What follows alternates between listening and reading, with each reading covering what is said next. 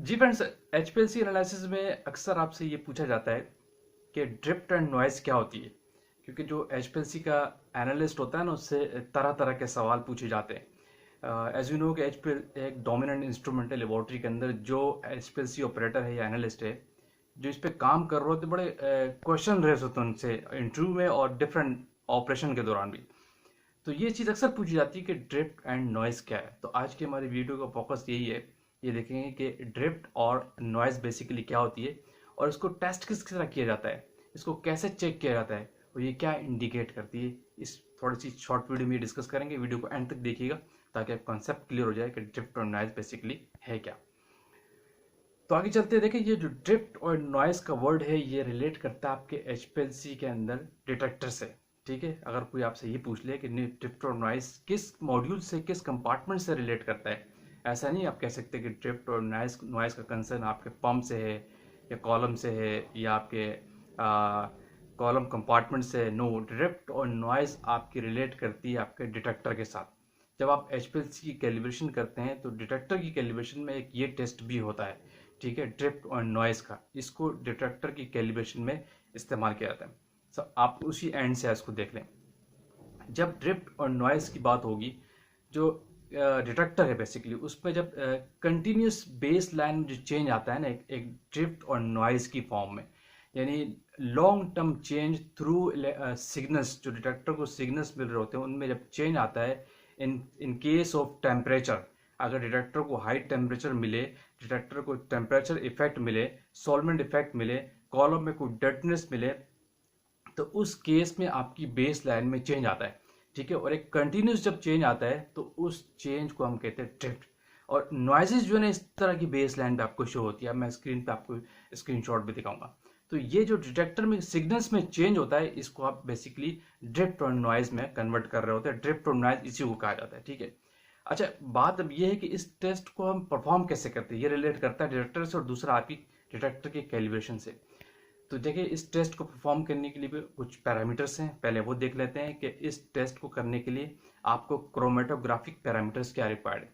जैसे आप एचपीएलसी पे कोई भी एनालिसिस करते हैं, किसी भी मेथड की एनालिसिस करते हैं, आपको क्रोमेटोग्राफिक पैरामीटर्स रिक्वायर्ड होते हैं। इसमें भी है, तो पहले हम वो नोट डाउन कर लेते हैं। ठीक है, जब भी आप ड्रिफ्ट और नॉइज का टेस्ट लगाएंगे तो आपको मोबाइल फेस की रिक्वायरमेंट होगी। और मोबाइल फेस आपका क्या होगा? 100% डिस्टिल्ड वाटर, फिल्टर्ड हुआ। सही है, इसमें आपको मोबाइल फेस क्या है, कोई अदर सॉल्वेंट्स नहीं है, जस्ट 100% डिस्टिल्ड वाटर आप यूज करेंगे एज मोबाइल फेस। ठीक है, फ्लो रेट आप क्या रखेंगे? 1.0 ml पर मिनट। ठीक है, लैम्डा मैक्स आपका क्या होगा? 254 नैनोमीटर। और इंजेक्शन माइक्रोलीटर आपका क्या होगा? 0। कोई माइक्रोलीटर आप नहीं लेते, कोई सैंपल आप यूज नहीं करते। ठीक है, कॉलम क्या होगा? कॉलम की डायमेंशंस क्या होगी? तो कोई कॉलम आप ड्रिफ्ट और नॉइज टेस्ट में यूज नहीं करते। इसमें आप यूनियन यूज करते हैं, जो आप सिस्टम के प्रैप के दौरान यूनियन लगा के करते हैं ना, जिसको मैंने आप पहले भी एक वीडियो में डिस्कस किया था कि यूनियन बेसिकली होता क्या है, वो आप स्क्रीन पर देख लेंगे। तो जो ये यूनियन है, ये इन प्लेस ऑफ कॉलम आप यूज करते हैं। कॉलम ड्रिफ्ट और नॉइज टेस्ट में आप यूज नहीं करते, जस्ट आप यूनियन यूज करते हैं। ठीक है फ्रेंड्स, और आपके कॉलम का यूनियन का जो कंपार्टमेंट का टेम्परेचर है नॉर्मली वो क्या रखते हैं? 40 डिग्री तक रखते हैं। ठीक है, जिसके थ्रू आप यूनियन जहां लगाते हैं कॉलम की जगह पे।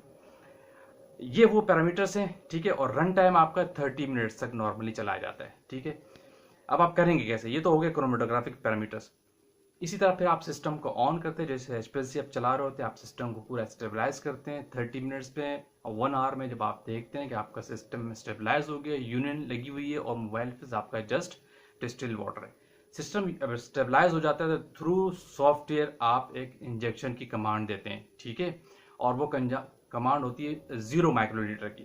कोई वायल आपके पास नहीं होती, वायल में कोई सॉल्वेंट, कोई सैंपल नहीं होता, जस्ट एक एयर सैंपल कलेक्ट करता है। 0 माइक्रोलीटर का आप इंजेक्शन देते हैं थ्रू सॉफ्टवेयर, तो आपके पास एक 30 मिनट्स में एक क्रोमोग्राम सामने आ जाता है, एक सिग्नल और नॉइस की रेशो में। और उनकी एक लिमिट्स आपके पास आती है। देखिए, कोई भी चीज़, कोई भी एक्टिविटी आप कर रहे होते हैं ना, तो लेबोरेटरी में हर चीज़ की लिमिट है। वो उस लिमिट में आ रही है तो बियरेबल है, एक्सेप्टेबल है, अदरवाइज नो। ये जिंदगी के मामला भी ऐसी है ना। जिंदगी में आपको पता है कि हर चीज़ की अल्लाह ताला ने भी एक निज़ाम रखा हुआ है, एक लिमिट रखी हुई है। कोई चीज़ आप लिमिट से एक्सीड कर दी तो वो आपके लिए हार्मफुल हो जाती है। इसी तरह ये जो इंस्ट्रूमेंटेशन और टेक्निक्स से जो दुनियावी सिस्टम्स है, इनमें भी आपके पास एक लिमिट से, और फार्मा की हम बात करते हैं स्पेशली, तो आपके पास जितने टेस्ट है उनकी एक लिमिट होती है, पास की और फेल की। इसी तरह ड्रिफ्ट और नॉइज के एक्सेप्टेंस क्राइटेरिया की भी एक लिमिट है।